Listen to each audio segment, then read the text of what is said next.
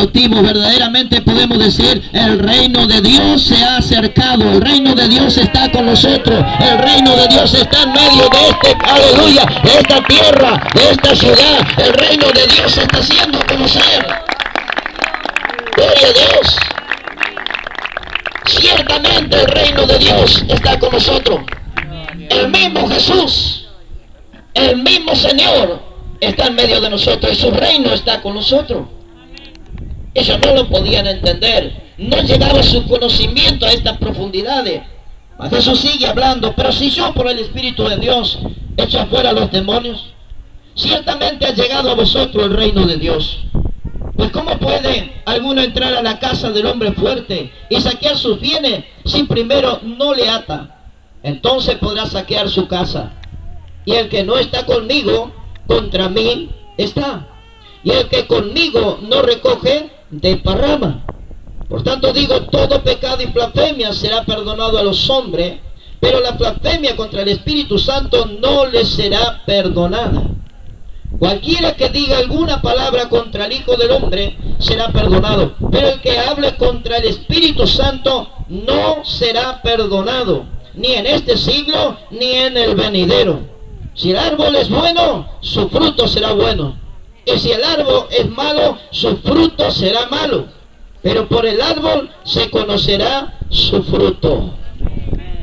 Ah, qué hermosa esta palabra. Aleluya. Qué hermosa esta palabra. Para algunos cristianos es fuerte, para nosotros, pero el mundo desconoce. El mundo habla lo bueno y vive con un corazón malo. El mundo habla tener a Dios, pero sus hechos son contrarios. Niegan a Dios, no existe Dios, se enojan en contra de Dios. ¿Qué hacen en vez de recoger? En vez de invitar a alguien que allí están orando por una necesidad, y reconocer que yo soy el primer necesitado, que yo sin el Señor no puedo seguir mi vida, que yo no puedo hacer nada en esta vida si Él no me ayuda, me da fuerza y me da fortaleza, si no me da el Espíritu para poder vivir. Mire, este pensamiento lo tenía mi padre.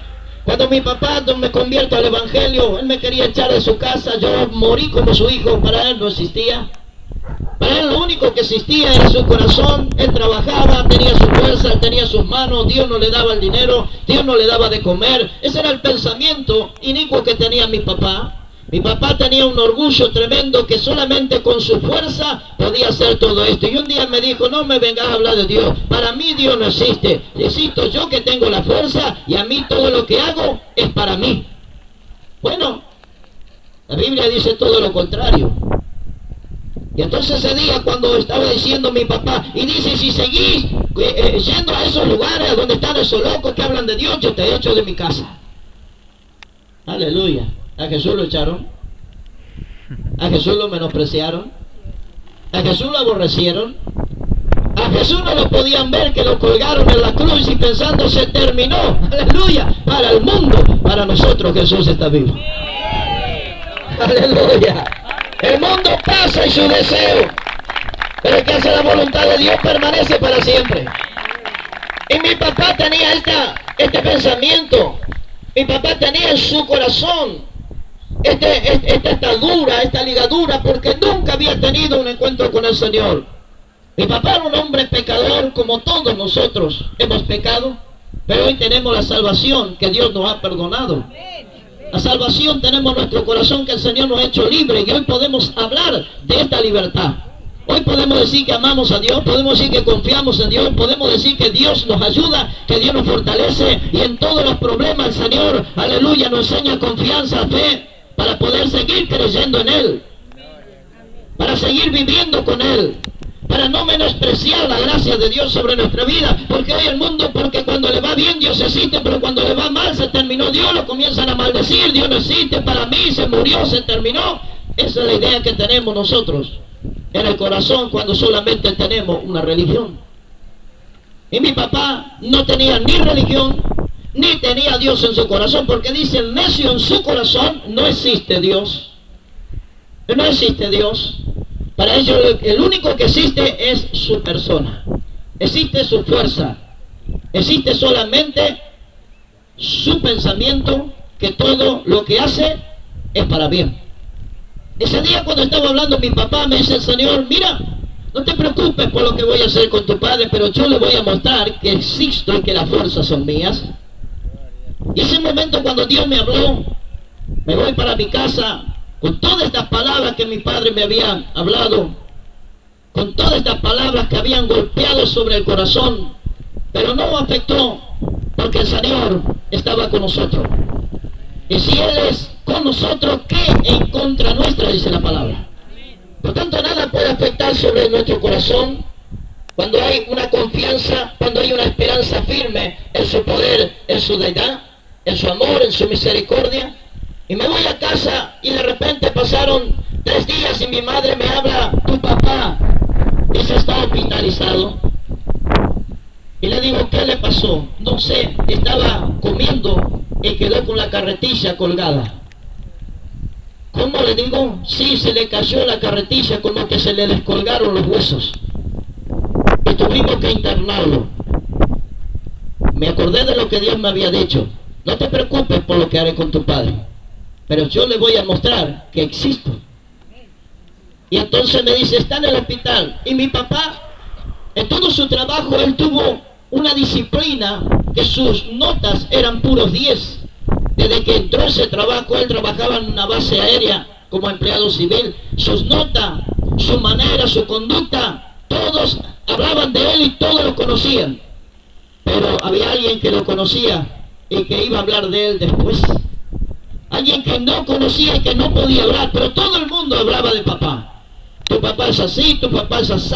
Claro, el ego de lo que decía la gente, pero lo que decía Dios.